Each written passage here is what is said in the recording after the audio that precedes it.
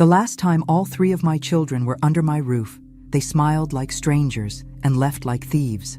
That Sunday dinner still burns in my chest, not from the marinara sauce, but from the bitterness I swallowed with every forced laugh. I raised them with love. They showed up with pens. Now, they want my house. Before I forget who they are, tell me where you're watching from. And don't forget to subscribe, because what comes next, you won't want to miss. The smell of burnt garlic clung to the curtains like regret. I stared at the small stain on the beige carpet near the dining table, the one Thomas left years ago with his muddy cleats. I never cleaned it fully. Part of me thought it was sweet then. A little piece of my son left behind. Now it just looked like dirt. I heard the front door creak open. "Hi, Mom!" 3 voices, layered with false warmth. Emily's was the highest, a chirpy trill with edges that used to soothe but now scraped. Nathan followed with a nod, his cologne arriving before he did. Musky, expensive.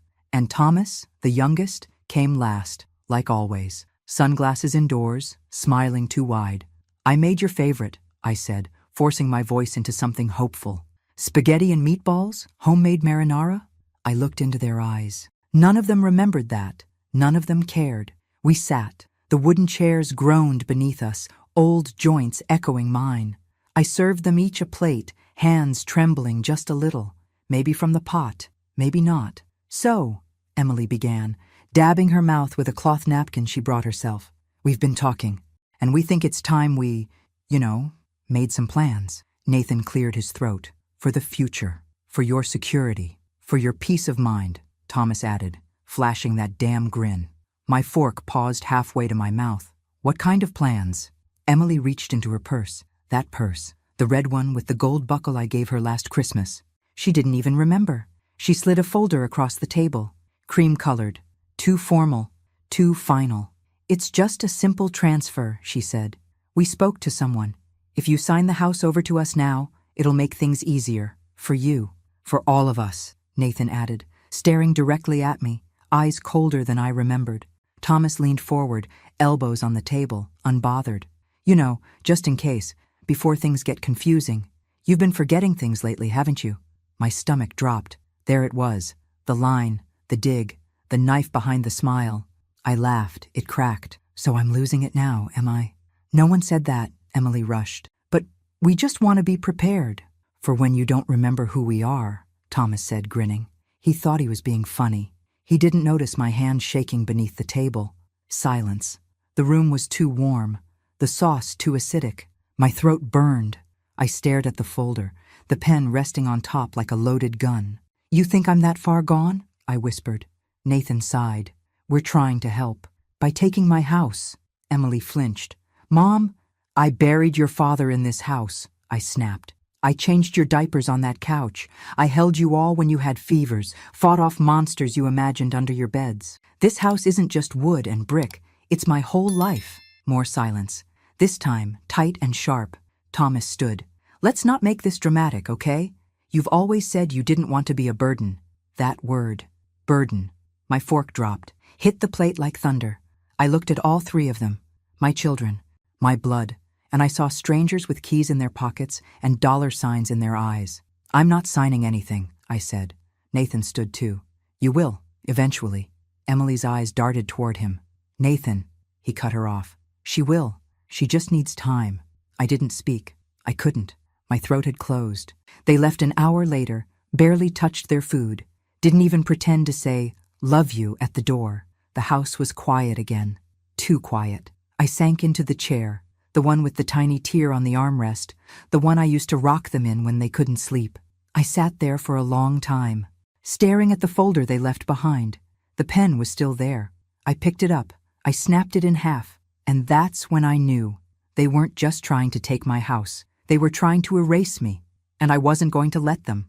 The waiting room smelled like antiseptic and old magazines. I sat in the stiff vinyl chair, my purse clutched tight in my lap like a lifeline. The clock ticked too loud.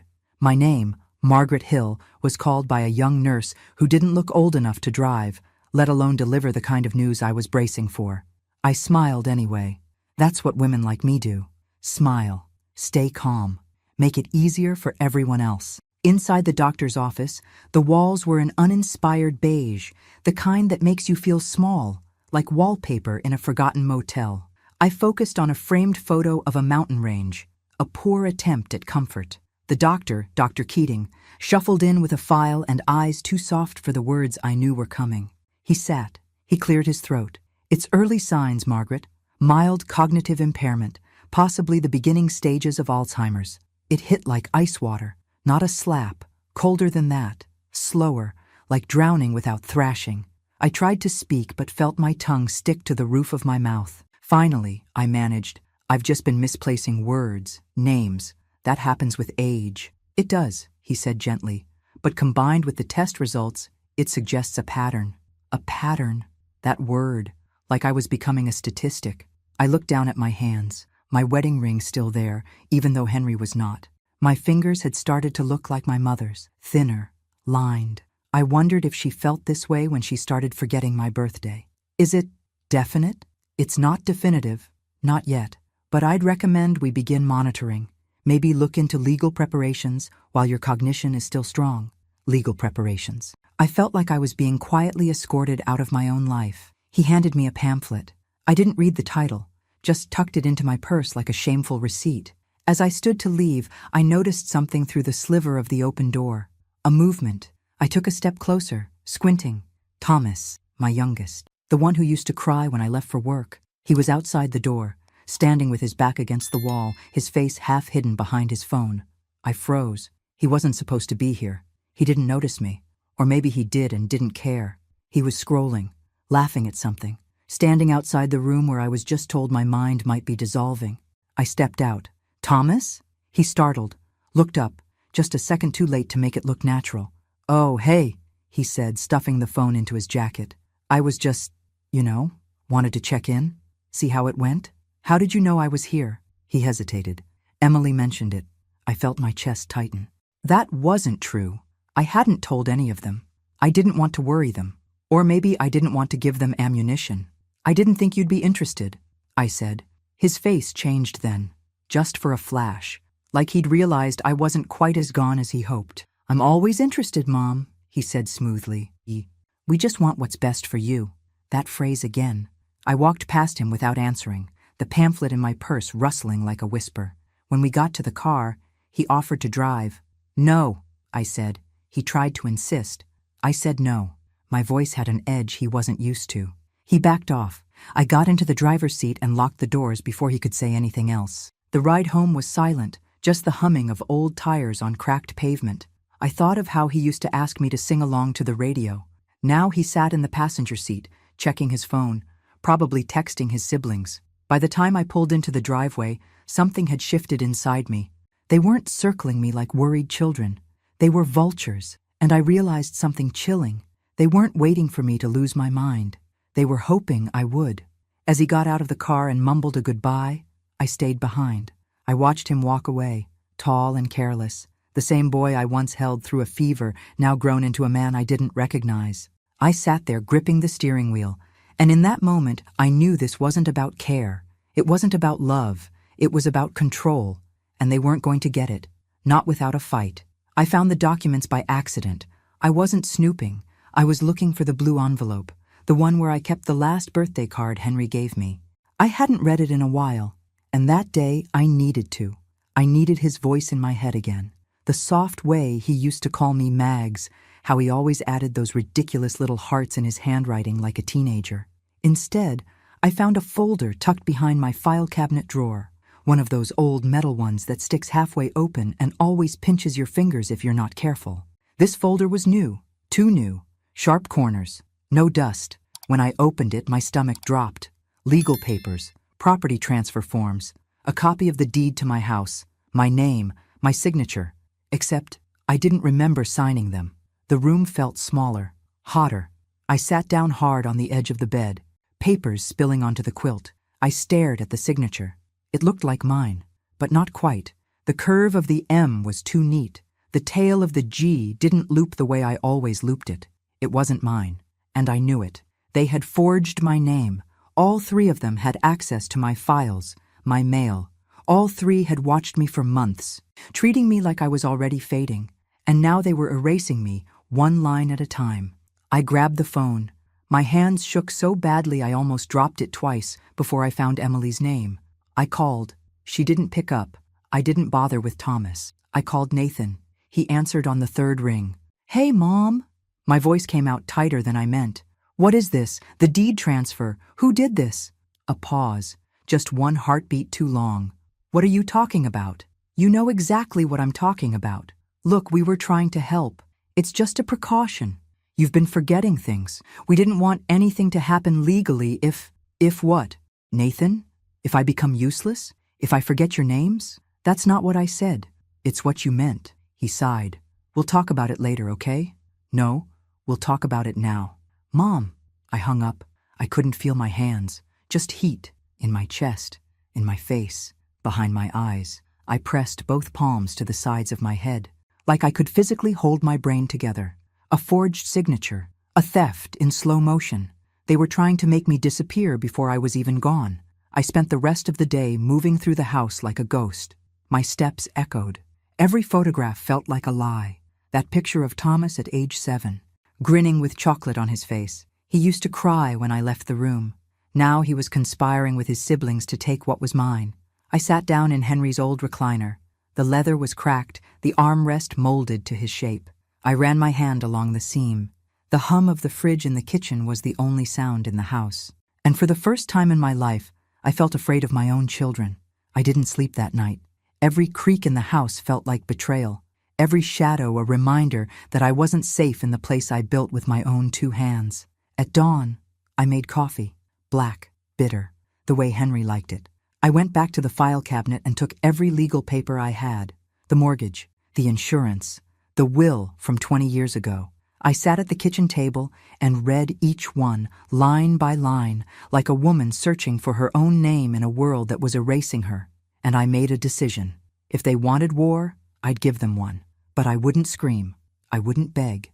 I wouldn't even accuse. No, I would outthink them. They forgot who raised them, and they were about to remember. The walls in this house know too much. They've absorbed years of lullabies, whispered apologies, silent screams, and now, secrets, ugly ones, the kind that rot in the corners when no one's looking. It was just after p.m. when I heard it. Voices, muffled, but familiar. The creak of the floorboards told me they were upstairs, in the guest room, the one I used to keep full of stuffed animals and faded quilts. I crept out of my room, barefoot, one hand braced on the banister. The wood was cold, the air sharp with the scent of Emily's overdone lavender perfume. My robe dragged just a little against the floor. I didn't care. They didn't know I was awake. I stopped just outside the door, the one left open just a sliver too wide. Their voices filtered through. Thomas, laughing. "We'll put it on the market before the end of summer. The realtor said the neighborhood's peaking." Emily, "We need to act fast, before she changes her mind. Or before she—" Nathan cut her off. "She's not changing her mind. She signed the damn thing. We just need to file it." Silence. Then a laugh. Low. Cold. "She doesn't even remember signing it," Nathan added. "And if she does, we'll say she's confused. Who's going to believe her over the 3 of us?" My breath caught. They were planning this. All of it. Deliberate. Coordinated. Cruel. Not confused concern. Not misguided protection. This was theft, camouflaged as love. I backed away slowly. My heel hit a loose board, and it let out a soft click. I froze. The voices stopped. I didn't breathe. Then Thomas said, too loud, "Did you hear that?" I turned, moved quickly, quietly, down the stairs, into the kitchen. The chair scraped as I pulled it out and sat, just as Emily came down with that fake sweet smile barely glued to her face. "Hey, Mom," she said. Too light. "You okay?" I looked up slowly, straight into her eyes. "Couldn't sleep," I said. Behind her, Nathan hovered on the stairs. Thomas lingered behind him like a shadow. "Something on your mind?" Emily asked, pulling the kettle from the stove. She wasn't making tea. She was buying time. I shrugged. Just thinking about the house. The pause in her hands was microscopic, but I saw it. "Oh? I've lived here for 40 years, I said, gently tapping the table. "Every crack in this floorboard has a memory in it. I don't think I could ever leave." Thomas entered now, trying too hard to sound casual. "Well, it's just a house, Mom." "No," I said quietly. It's my house. The silence was thick. Nathan shifted his weight. Emily looked down. You all forget, I added, that this place was paid off with your father's overtime, with my second job at the diner, with skipped vacations, with sacrifices you never even knew about. Emily tried to interject, but I raised a hand. Surprised myself, honestly, by how steady it was. I might be forgetful, yes. I might lose words, lose names, lose moments. But what I won't lose is my instinct, and right now it's screaming at me. None of them spoke. I stood slowly. My knees cracked, my spine ached, but I met their eyes one by one. When the time comes, I said, you'll remember this conversation. Nathan's jaw tightened. Are you threatening us? I smiled. It didn't reach my eyes. No, Nathan. I'm remembering. I walked away, my feet steady against the cold tile.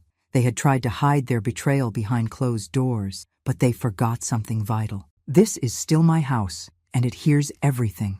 The lawyer looked like he should have been on a golf course, not behind a desk. Khakis, loafers, smiled too wide, talked too fast. Nice to finally meet you, Mrs. Hill, he said, extending a hand I didn't want to shake. His office smelled like stale coffee and laminate. Cheap, efficient, no soul. Call me Margaret, I said, sinking into the stiff leather chair.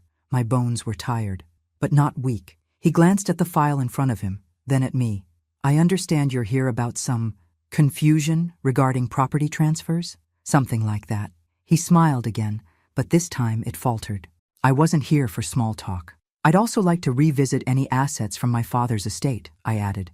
His name was Edward Harris, passed in, and that caught him. He blinked. That's a while back. You believe there's something unresolved? I don't believe. I know. He nodded slowly, fingers already moving across his keyboard. Give me a moment. We'll pull the file from archives. I waited. 10 minutes, then 15. I stared at a picture frame on his desk. His family, I assumed. Wife, 2 daughters, a golden retriever. Everyone smiling. Everyone pretending things last forever. They don't. Ah, he said finally. Here we go. Looks like your father did leave behind a fund, set up through a private trust. It was designated to pass directly to his daughter, you, upon your mother's death. I sat up straighter. She passed in, I said. He nodded, lips pressed into a tight line. Yes, so the transfer should have occurred then. Should have? He hesitated, scrolled again, then frowned. Well, it shows here that the fund was claimed, in full, signed for, by me? He didn't answer right away, just flipped the screen slightly toward me. My name, my father's trust, my inheritance, and a signature. Not mine, not even close. Everything in my body went still. Who? I whispered. He scanned again. There's a notation here. It was authorized by a Nathan Hill, my son. My son took my father's money 12 years ago. I stared at the screen. A single line of black ink, a fake name, a false moment. He didn't even tell me, didn't ask, didn't even pretend. I felt my throat close, like grief trying to claw its way out. Are you okay, Mrs. Hill? No, but I nodded. I walked out of that office with a copy of everything, clutched the papers to my chest like a lifeline. My car felt foreign when I sat inside, the air stale, the steering wheel rough beneath my palms. 12 years. He'd been sitting on this secret for 12 years, watching me struggle to fix the roof, watching me clip grocery coupons, watching me sell my jewelry when Henry got sick, and he said nothing. That night, I sat in the living room, lights off, house silent. I thought about my father, about how proud he was the day I bought this house with Henry, how he said, "You're doing better than we ever did, Mags." I thought about how I never asked him for anything, and still, he tried to leave me something, a gesture of love, tucked away for when I'd need it most. Nathan stole that love from me, and didn't even flinch. I sat with the anger, let it fill me. Let it settle. Then I opened a new file on my desk, labeled it Contingency, because this wasn't about grief anymore. It was war, and I had just found my opening move. I didn't cry, not after the lawyer's office, not after reading the forged documents under the flickering kitchen light, not after discovering that my own son had stolen the last thing my father ever gave me. Tears felt like a luxury, one I couldn't afford anymore. Instead, I began my day at a.m., same as always. Toasted 1 slice of rye bread, black coffee, no sugar. I sat by the window as I always did, listening to the world breathe before it remembered to rush. But something had shifted. Me. That morning, I picked up the phone, not to call my children, but to call someone else. I found his card inside a kitchen drawer, half buried under expired coupons and broken rubber bands. Matthew Grayson, Esquiros, elder law specialist. He'd visited the community center 2 years ago to talk about wills and trusts. I remembered because no one had taken him seriously. Too young, too thin, too many questions. But I remembered how he looked me in the eye when I asked something, how he didn't talk down, like I wasn't already fading. I dialed. Grayson Law Office, he answered himself. This is Margaret Hill. I need to talk. But it needs to stay quiet. I met him that afternoon in his cramped office above a bookstore, sandwiched between a failing dance studio and a nail salon that always smelled like acetone and oranges. He didn't ask questions right away. He poured tea, listened, let me talk. I told him everything. My diagnosis, the forged deed, the fake signature on my father's trust, the casual cruelty of children who had grown up thinking love was something to trade for real estate. When I finished, he didn't speak for a long time. Then he said, I believe you. And something inside me, some quiet, trembling part, exhaled. Over the next few weeks, I worked with Matthew in secret. We created a new will, transferred assets, re-established power of attorney with ironclad protections, and most importantly, we stripped away every inch of access my children thought they had. One by one, I changed the locks, literal and legal. I learned to speak the language of trust, irrevocable clauses, grantor rights. I asked questions, took notes, understood every single line of what was mine. At home, I said nothing. When Emily dropped by unannounced with a casserole and too much perfume, I smiled and asked about her kids. When Nathan sent a generic text, how's everything going? Mom? I replied with a thumbs-up emoji. And when Thomas asked if I needed help with the bills, I thanked him sweetly and told him I had it all under control. They thought they'd won already, that I was too slow, too fragile, too lost. Let them think it. Let them believe they were dealing with the same woman who ironed their graduation gowns and stayed up all night baking birthday cakes with boxed mix and tired eyes. They didn't know me now. Not this version. This version watched, waited, planned. One night, I sat by the fireplace with a thick binder in my lap. My new will, a quiet weapon. Every page felt like a brick in a fortress no one would breach again. Matthew had even drawn up a letter to accompany the final version. I read it out loud to myself. To my children, you taught me what forgetting feels like. I hope you never forget this. The last thing I did that night was write 3 dates on the back of an old receipt. Each one marked a step, a decision, a silence. They thought I was breaking, but I was building. And soon, they'd see exactly what I'd built, when it was too late to stop it.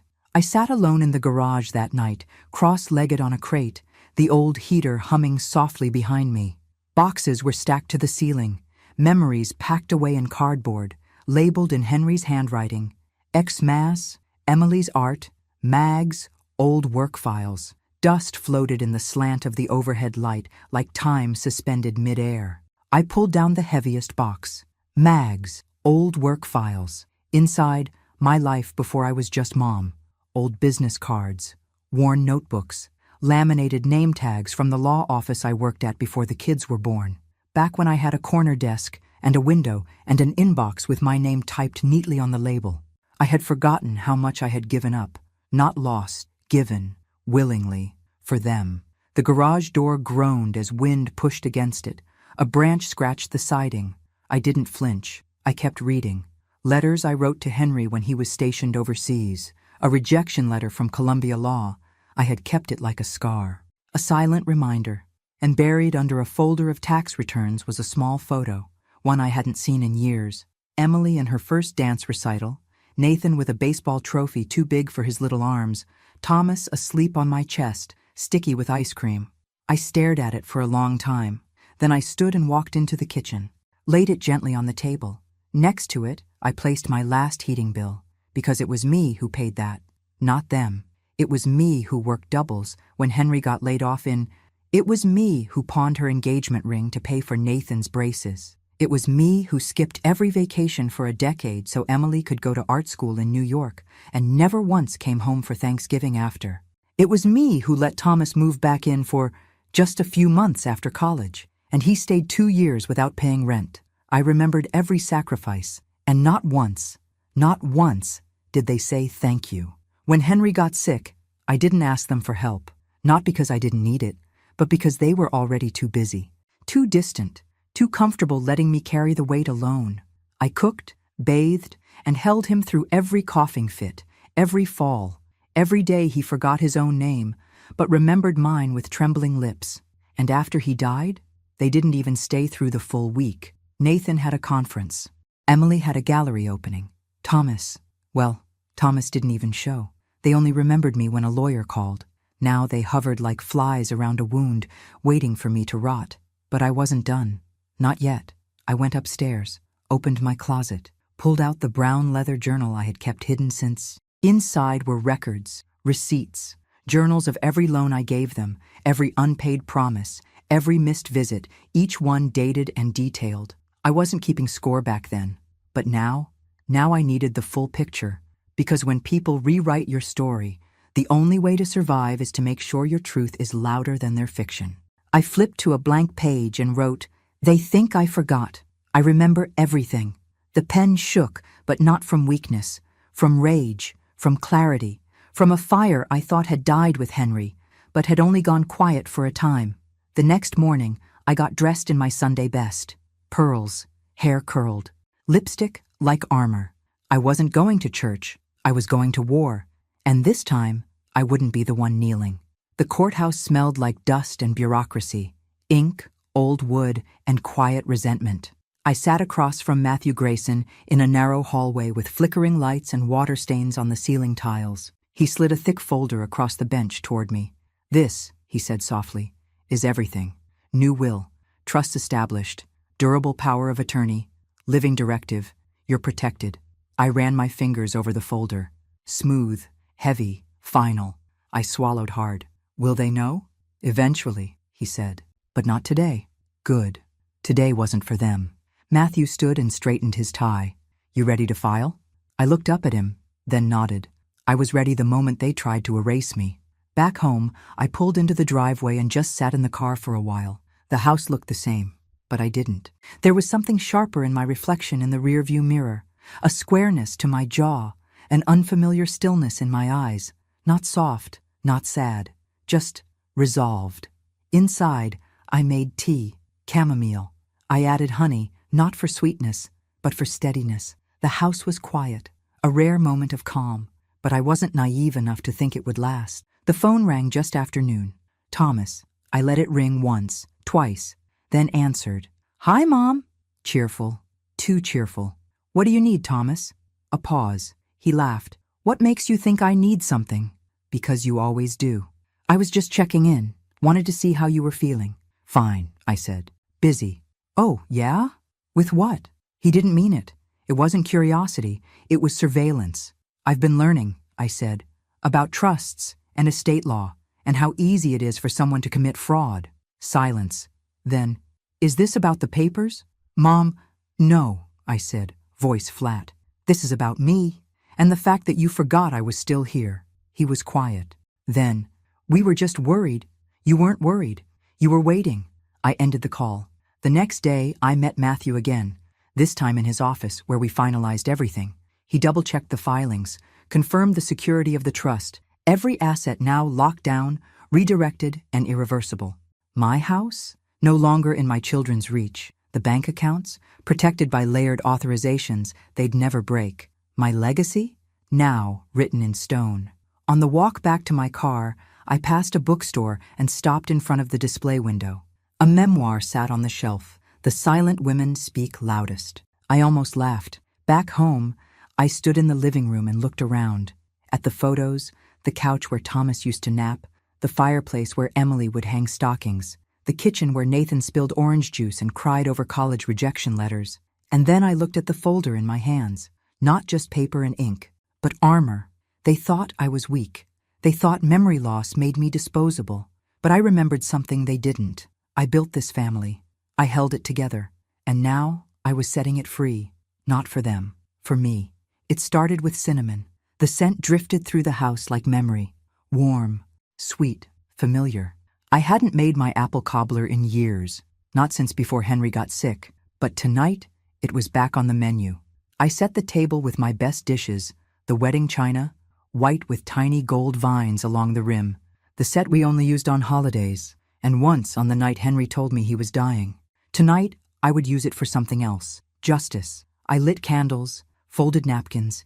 I even played the old Frank Sinatra record they all used to roll their eyes at. I wanted it to feel nostalgic. I wanted them to believe, for just a moment, that I was slipping back into the woman they thought they could walk all over. They arrived right on time. Emily was first, heels clicking on the hardwood like accusations. Nathan came in behind her, his phone glued to his palm. Thomas brought a six-pack of craft beer like a frat boy at a potluck. "Wow," Emily said, taking in the table. "This looks amazing, Mom." I smiled. "Trying something special," I said. "Thought we could have a nice night, like old times." They relaxed, just a little. We ate, we laughed, or they did anyway. I watched, listened, waited. Halfway through dessert, I stood. "I almost forgot," I said, wiping my mouth with my napkin. "I have something for you all." Emily perked up. Nathan glanced up from his phone. Thomas tilted his head like a puppy. I walked to the sideboard, picked up the envelope, the one with gold trim and thick paper. "I made some updates," I said. "To the will, the house, everything." Emily's smile twitched. "What kind of updates?" Nathan asked, already tense. I took a deep breath. "I've decided to make some changes to how things are divided." Thomas scoffed. "Mom," I cut him off. "No, you listen." They froze, not because I was loud, but because I wasn't. "I know what you did," I said, placing the envelope on the table. "All of you."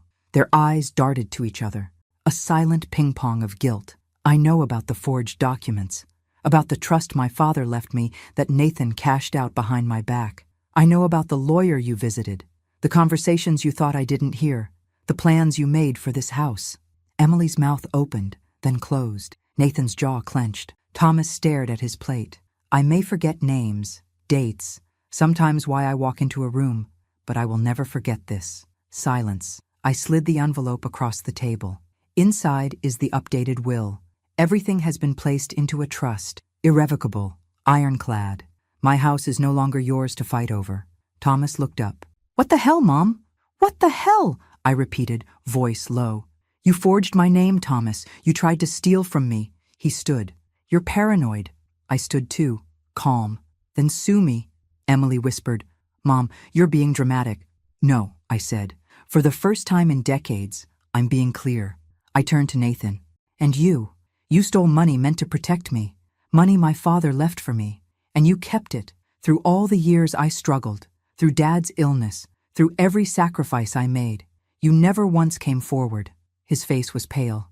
"I was going to pay you back." "No, you weren't," I said, "and now you won't have the chance." I stepped back. "I'm not leaving you with this house, or my money. I'm not leaving you with anything but the truth." Their chairs scraped back as they stood. Voices rose. I didn't respond. I walked to the kitchen and poured myself a glass of water, let their noise fade behind me. When I returned, they were already halfway out the door, too shocked to yell, too embarrassed to cry. I watched their backs disappear into the dark, and for the first time in my life, I didn't feel like a mother. I felt like a woman reclaiming her name. The letters went out the next morning, 3 envelopes, thick, white, and sealed with a weight far heavier than ink or paper. One for each of them. No ceremony, no warning, no dramatics. I didn't text them, didn't call. They'd done enough talking. Inside each letter was a personal message, handwritten, deliberate, final. Not just a statement of truth, but a reckoning. To Emily, I wrote, "You always spoke of art, beauty, legacy, but when it came to mine, you saw only opportunity. You used my fading memory as a ladder. You stepped on my dignity with designer heels. This house will not be your gallery." To Nathan, I wrote, "You were always the leader, the decision maker, but you made choices for me, not with me. You stole from me before I even knew I was missing something. The trust my father built for me, you spent it on yourself. I hope it bought you everything you thought I didn't need." To Thomas, I wrote, "You used to cry when I left the room. Now you laugh when you leave with pieces of me. You thought being the youngest gave you license to take without giving back. But the boy I held in my arms is gone. I don't recognize this man, and I don't owe him a damn thing. I signed each letter not with Love Mom, but with my full name, Margaret Hill. Not just a mother, a woman, a witness, and now a wall you will never climb again. Then I made one final stop. It was a small office, near the edge of town. Brick building, faded blue awning, St. Eliza's shelter for women. They knew who I was when I walked in. "We weren't sure you'd come in person," the director said softly. Her name was June.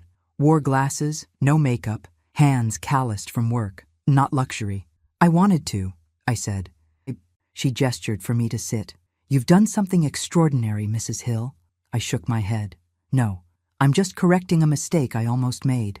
They had already started the process. Legal documents filed, property transfer initiated. My house, my sanctuary, my battleground, my prison, was no longer just mine. It would become a safe haven for women like me, women discarded by the very people they'd once lived for. June's eyes watered as she read through the deed. "You're saving lives with this." I nodded, but my voice cracked when I said, "I just want someone to feel safe in it again." That night I packed a small suitcase, a few clothes, my journal, Henry's last letter, and I left. No fanfare, no goodbye. I moved into a small apartment on the other side of town. Nothing fancy, just quiet, mine, the kind of place where you could hear your own thoughts without being told they were fading. I got calls for days. Emily, Nathan, Thomas, voicemails layered with disbelief, then rage, then guilt dressed as outrage. I didn't respond. The silence was my inheritance to them. Let them sit with it. Let them scream into it. Let them remember it. Because from this point on, their mother didn't just walk away. She walked forward. I didn't expect it to go public. I never imagined my story, my pain, would be printed in black ink on cheap newspaper stock and passed around grocery store lines and waiting rooms. But there it was, front page of the Woodland County Chronicle. Local widow donates home after family tries to seize it. I may forget them, but they'll never forget this. My picture was small in the corner, taken from behind as I handed over the deed to June at the shelter. They hadn't asked for a quote, but they used my words anyway, the ones I wrote in those letters. By the time I'd made my morning tea, the calls started. Reporters, talk show hosts, advocacy groups, strangers. "Can we feature your story? Would you be willing to speak at our event? You're an inspiration." Inspiration. A funny word for someone who once sat in a dark kitchen wondering if she was vanishing. The article didn't name my children. Thank God for small mercies. But they knew. Everyone in town knew. And so did they. Emily texted, "You made us look like monsters." Nathan emailed, "You've ruined our reputations." Thomas? He posted a bitter comment on the Chronicle's website under a fake username. They thought I'd be ashamed, but I wasn't. I was seen, heard, believed. Women came up to me in the grocery store, in the pharmacy, in the parking lot of the bank. "Thank you," they'd whisper, "for showing us we're not crazy, for showing us we're not alone."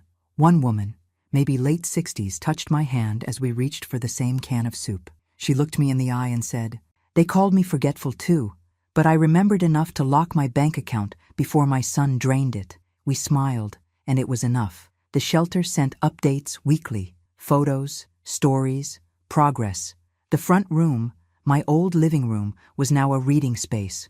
Warm lights, shelves of books, quiet. Women who had nowhere else to go now had a place with my name on the deed, a place built with the bones of my old life and reborn with purpose. I didn't give interviews, I didn't sit on talk shows, but I sent letters to advocacy groups, to lawmakers, to churches and libraries and elder care centers, telling them what happened to me and how often it happens in silence. I called it the quiet theft because that's what it was, a slow erasure, polite, legal, almost invisible, until I refused to vanish. They wanted me quiet, forgetful, grateful for scraps. Instead, I left them with headlines, unanswered calls, and a house full of ghosts they'd never inherit. I stood in the kitchen of my new apartment that night, smaller, yes, but full of light, and brewed another cup of tea. Outside, it rained softly, clean, gentle. I opened the window, let it in, because for the first time in a very long time, I felt clean, too. I stood in front of the mirror that morning and barely recognized the woman staring back. Not because she looked different, but because she looked whole. My silver hair was pulled into a loose twist. My blouse was crisp, my slacks freshly pressed. Not for a funeral, not for court, not for anyone's approval. Just for me. I walked the block and a half to the shelter. No reporters, no children. Just the gentle buzz of the town moving around me, dogs barking, a lawnmower humming in the distance, someone playing jazz from a porch 2 streets over. June met me at the door. She smiled, arms open. We finished the upstairs room. Come see. We climbed the stairs, the same ones where Henry used to carry Emily when she fell asleep in the car, where Thomas used to sit and tie his shoes so slow on the first day of school, where Nathan once slipped and cried like he'd lost a limb but forgot it all an hour later. This house was memory. And now, it was new. The room was painted warm yellow, with white curtains swaying in the breeze, a small bed, a writing desk, a soft chair in the corner. It smelled like lavender and wood polish. It's the quiet room, June said, for the ones who need a place to think, to breathe, to be alone, but not forgotten. I didn't answer. I just placed my hand on the windowsill and looked out, and for the first time, in what felt like 100 years, I didn't feel watched. I felt witnessed. Later that day, I got a letter in the mail. No return address, but I recognized the handwriting. Emily. I sat on the back porch of my apartment, opened it slowly, and read, "Mom, I didn't understand what I was doing. I thought I was helping. That's not an excuse. You were right. I was selfish. We all were. I'm sorry. Not for the house, not for the money, for forgetting you were a person before you were our mother, and for assuming you wouldn't fight back. You did, and I'll never forget that. No signature, just a line at the bottom. I hope you find peace in the home you made, with or without us." I folded it once, tucked it into the back of my journal. I didn't cry, not because I didn't feel, but because I'd already felt everything, and survived it. That night I lit a single candle, sat in the living room, no TV, no phone, just me and memory. Not the kind that slips away, the kind that stays. I remembered every sacrifice, every betrayal, every step I took to reclaim myself. And I knew this, even if my mind falters one day, even if my body forgets the names of streets, recipes, or people who once meant the world, I will never forget who I am. They tried to erase me, but I rewrote the ending, and now they will never forget that. Thanks for listening. Don't forget to subscribe and feel free to share your story in the comments. Your voice matters.